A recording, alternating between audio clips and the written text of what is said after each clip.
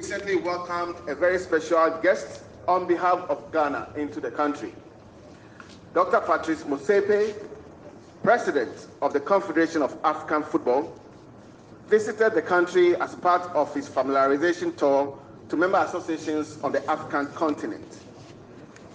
He confirmed his strong admiration for the pedigree of Ghanaian football we carry as a nation and on the continent and on the global stage.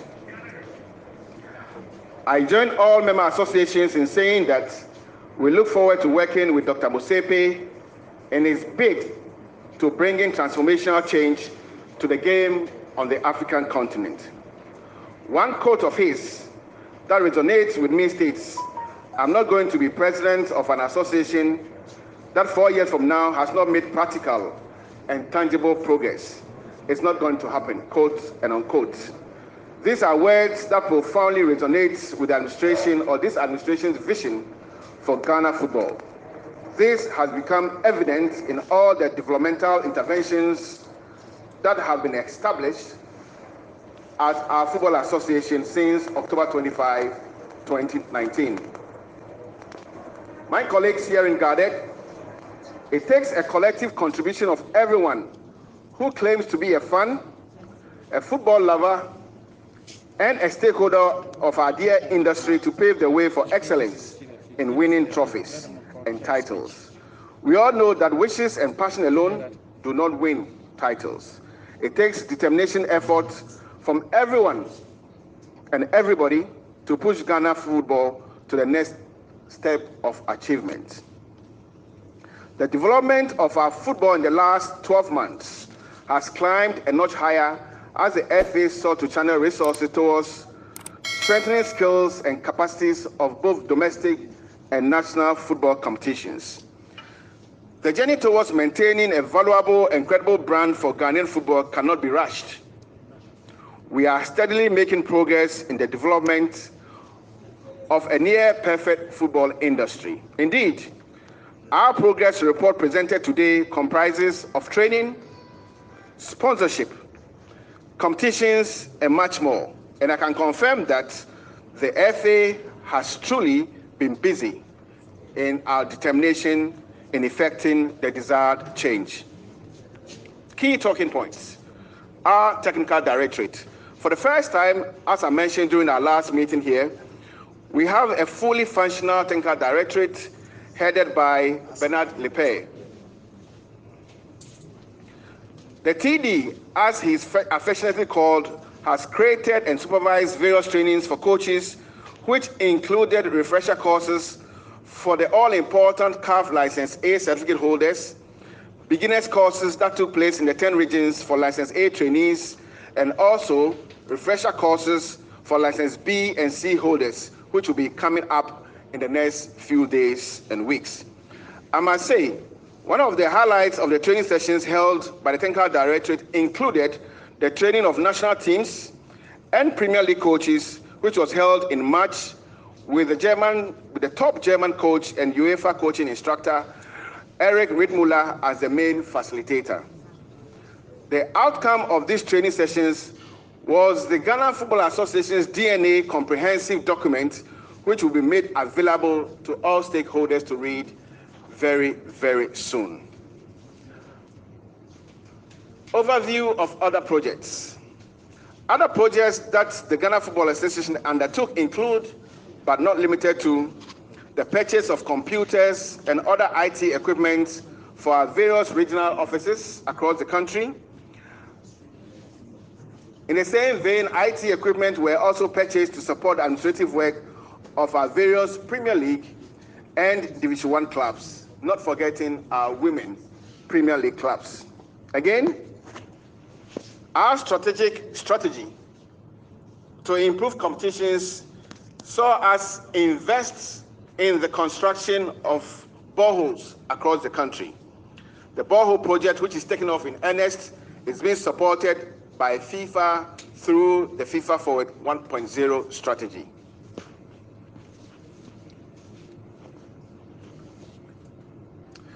The Ghana Football Association also invested $100,000 in the purchase of 6,000 footballs that were used by regional football associations in the development of regional football across the country.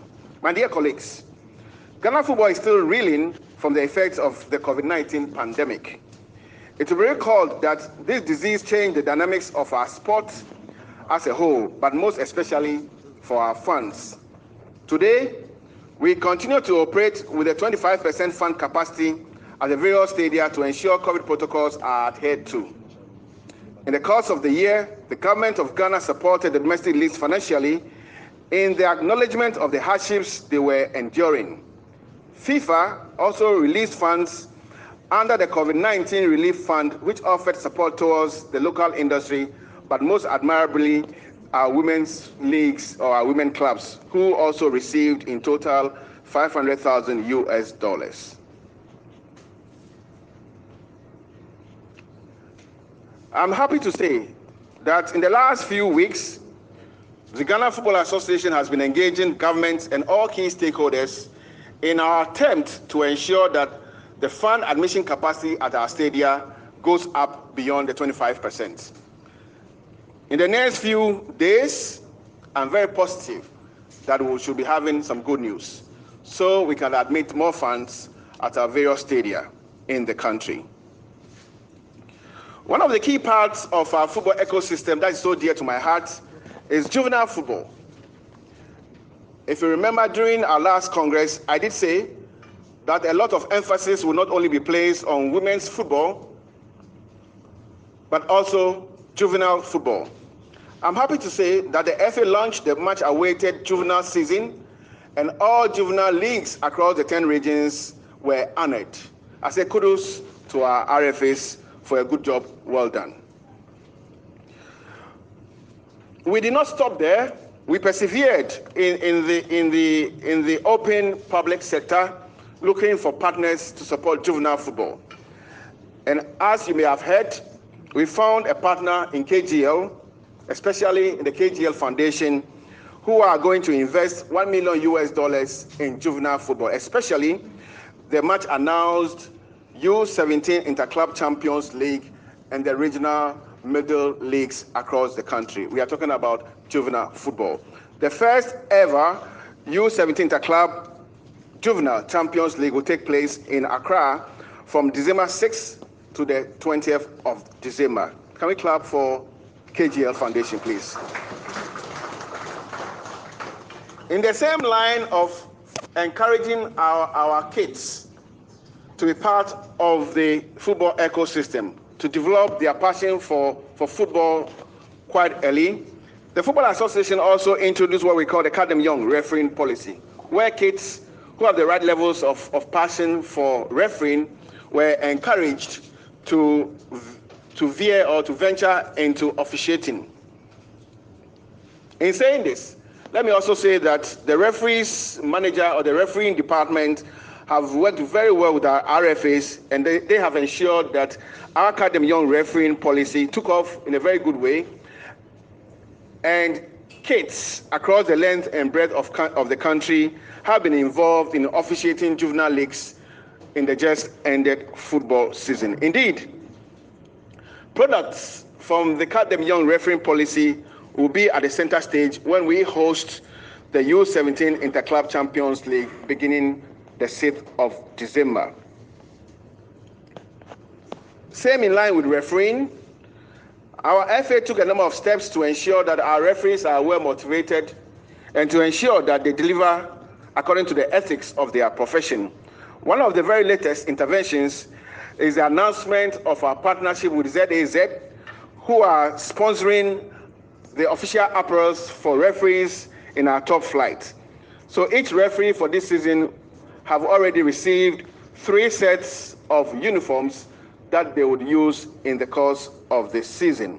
And talking about referees, we woke up this morning hearing about some match officials who are reported to have received some money in the just ended football season. The Executive Council this morning asked the General Secretary and the Referees Committee to take out those names that have come into the public domain and ensure that investigations are conducted towards the behavior of those persons before they can be readmitted into the refereeing family.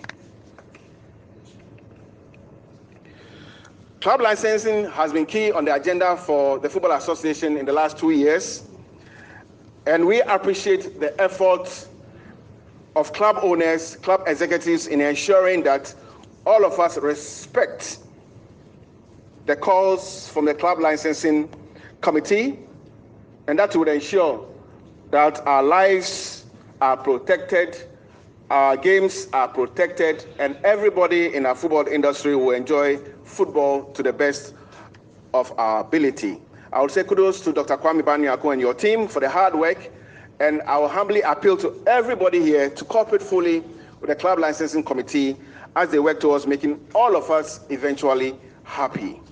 In the last few days, the Football Association launched the 2021-2022 football season, a season that we believe will be very interesting, a season that will have all the good ingredients of association football. At the launch, we also announced that the official match ball for the season would be tempo balls. If you remember, we announced here last year that we had signed an agreement with Procal, our consulting company, who brought on board Macron. This year, they came back with a new brand for us for the upcoming season. So we'll not be using Macron anymore. Beginning this year, the new footballs for us will be the high quality tempo balls, which we have already adored. Again, talking about the new season, I wish to use this platform to say kudos to our 3 new clubs who are joining the top flight. Accra Lions, RTU, and Bibiani Gold Stars. We say Ayoko for joining the top elite clubs in our league. National teams and international competitions. After a series of qualifier games ahead of 2022 World Cup in Qatar, I can confidently say that the senior national team, the Black Stars, are poised to win the remaining games to be able to make it to the Mondial in Qatar. We would obviously ask for your prayers and support as we clear the last all-important group games in the upcoming, in the next few days.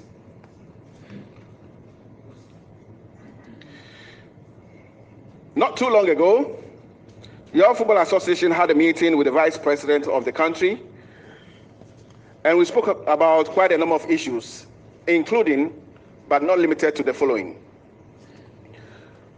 We're asking for tax reliefs or tax bonds for companies who are interested in supporting the football industry. We are asking that the laws connected to tax reliefs or tax bonds, for example, are made much clearer, so that the private sector will be much encouraged in investing in our football. We are also saying that our payment of 17.5 VAT on football revenue is quite on the high. We also know that there are other providers of entertainment who pay much lesser than 17.5, and we believe that football should also be considered by the government in ensuring that our clubs would also have more revenue. We are also very much concerned about the activities of betting companies in the country. So betting and the activities of betting companies was one of the key topics that we discussed with His Excellency, the Vice President of the Republic. We also touched on official policy to ensure that there's support and adequate support for clubs who compete on the African continent representing Ghana. I'm talking about both male and female clubs who represent Ghana in CAF organized competitions and beyond. We also spoke and appreciated the fact that the government have been investing in football pitches across the country. What we are asking for is that for every district, there must be one official AstroTurf.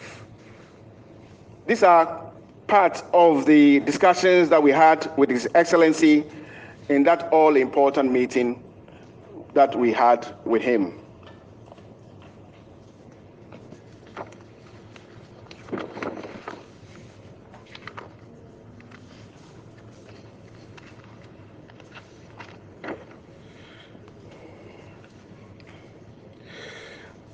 My colleagues, I'm extremely excited about the fact that for the first time in many years, our football industry has been able to fully complete a full football season without much challenges. What do I mean by this? For the first time in many years, all competitions of our football association and all regional competitions have been able to go through successfully. We should be proud of our hard work. Again, I'm extremely happy of the return of juvenile football after so many years.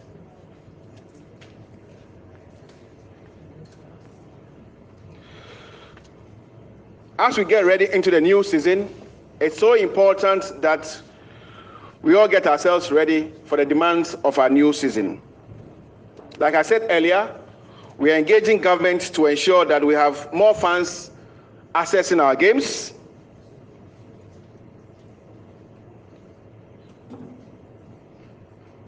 But one of the key requirements, my colleagues, will be the need for all of us to ensure that we are vaccinated to be able to access football. So what that means is that all our players and staff will be vaccinated. Indeed, that process has started. And all football fans who would want to access our football games live at the various stadia must prove that they have received vaccination.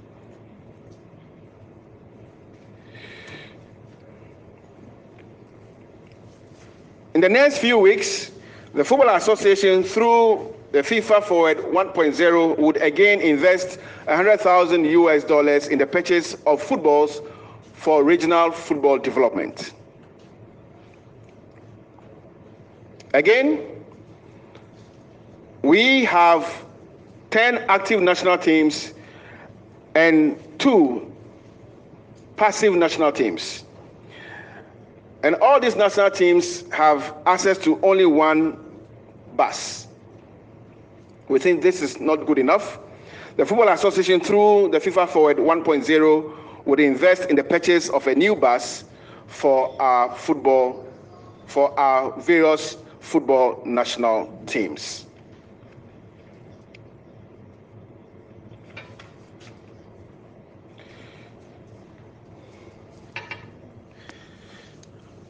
My colleagues, in parting,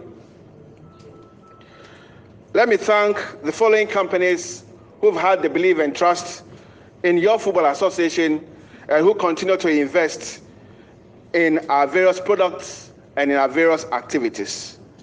In no particular order: Awake, Woodin, Puma, Bethel, Melcom, Standard Chartered, Souvenir Paints, and MTN, proud sponsors of the MTN FA Cup.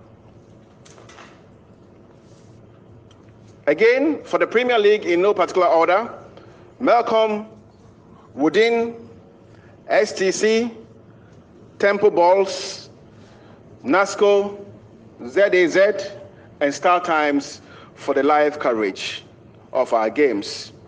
For the Women's Premier League, in no particular order, credit should go to Decathlon, Woodin, Melcom, NASCO, and ZAZ.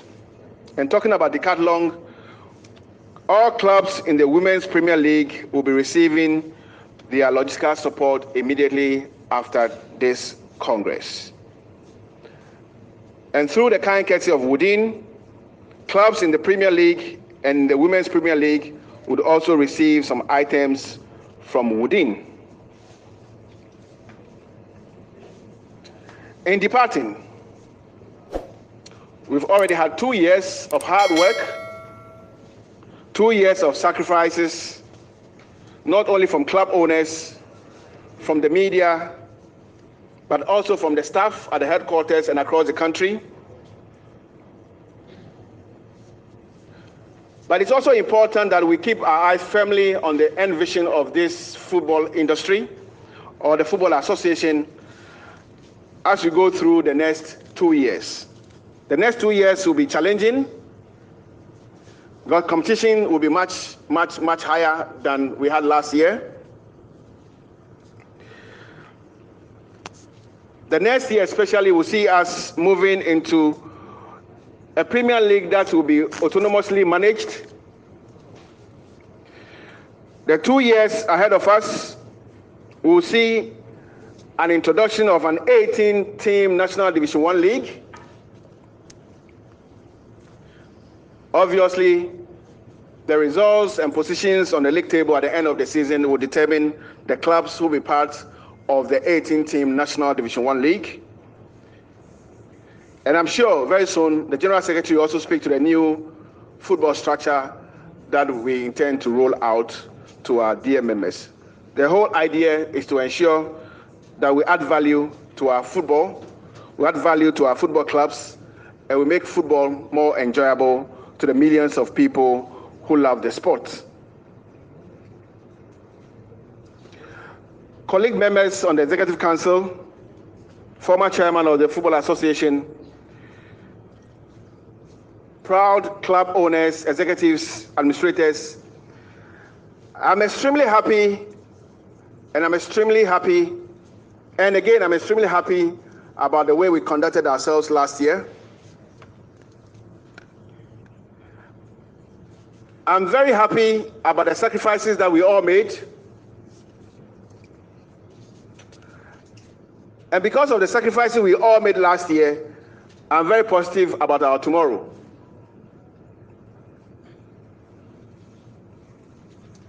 Our tomorrow looks very interesting.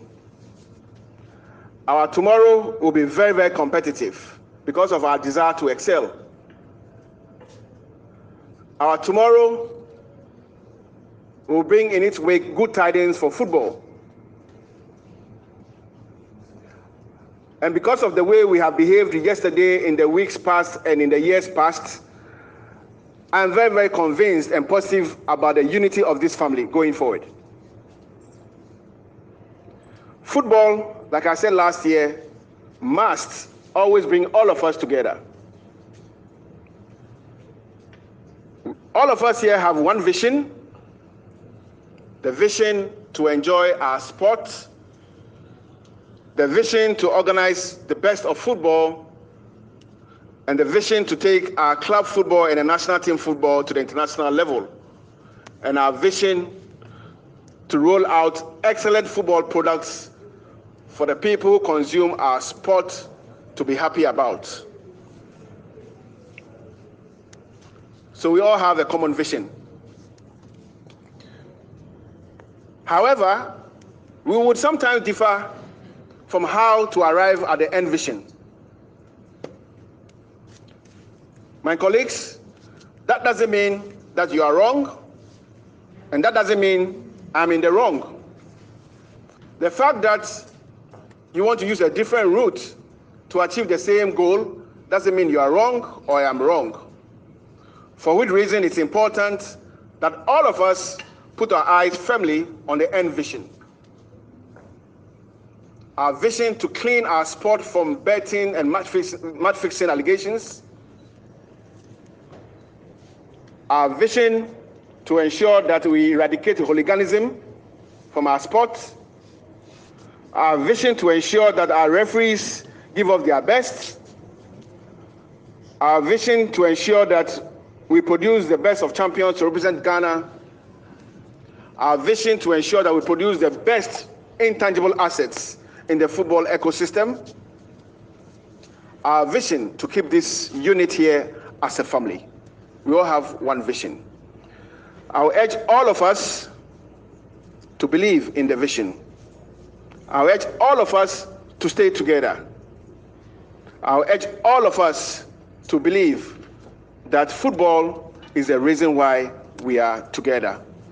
Football would always bring all of us from diverse backgrounds together. Football must always unite all of us. Thank you very much, and I wish all of you the best in the new season. Thank you.